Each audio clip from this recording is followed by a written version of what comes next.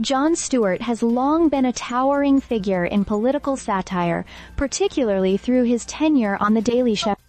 But his recent episode covering the Democratic National Convention, that is DNC, highlighted a deeper, more complex challenge: how to navigate the delicate balance between delivering laughs and staying true to political ideologies. During the DNC episode, Stewart found himself in a particularly tricky spot. He had to follow up on some high-caliber comedic performances, including a quip from D.L. Hughley that humorously addressed the ongoing saga of Donald Trump, and a cleverly executed skit by Kerry Washington using Vice President Kamala Harris's grandnieces to school adults on how to pronounce Kamala. Additionally, the prior night featured the Obama and Obama duo, where both former President Barack Obama and Michelle Obama delivered sharp, crowd-pleasing jokes. With all this comedic talent preceding him, Stewart faced a formidable task. Adding to the difficulty was the unpredictable nature of live event coverage. Unlike the Republican National Convention, which was significantly disrupted by a security threat, the DNC in Chicago was a glitzy, star-studded affair. The event was a celebration of liberal values, loaded with celebrity appearances, and steeped in the kind of spectacle that invites both awe and criticism. Stewart's challenge was to find humor in a situation that was not only highly charged politically, but also loaded with contradictions. For instance, Bernie Sanders' fiery critiques of billionaires were juxtaposed against speeches from wealthy Democratic figures like Illinois Governor J.B. Pritzker. The party celebrated the prosecution of sexual predators, yet Bill Clinton took the stage.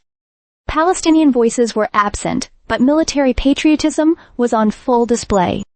These ironies were not lost on Stewart, who deftly mocked them, walking the fine line between comedy and political critique. The episode also brought to the forefront a perennial question in political comedy. Should comedians prioritize making people laugh, or should they be more concerned with promoting a political ideology? For Stewart, the answer seemed to lean toward comedy first. His jokes were crafted to entertain, even if that meant stepping on the toes of the very audience that might typically be in his corner.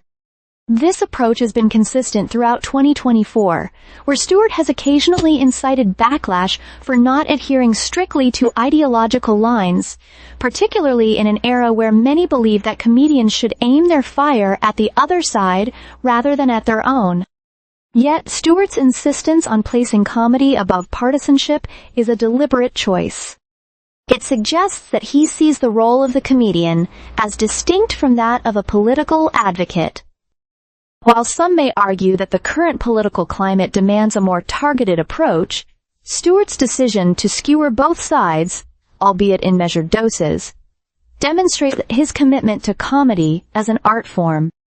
In this episode, Stewart didn't just roast the Democrats, he also poked fun at the notion that the DNC's spectacle was anything more than just that, a spectacle.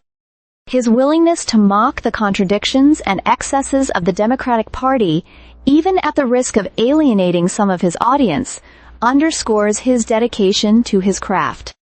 And in an age where the lines between politics and entertainment are increasingly blurred, Stewart's approach serves as a reminder that sometimes the best way to engage with the absurdities of our time is through a well-timed joke.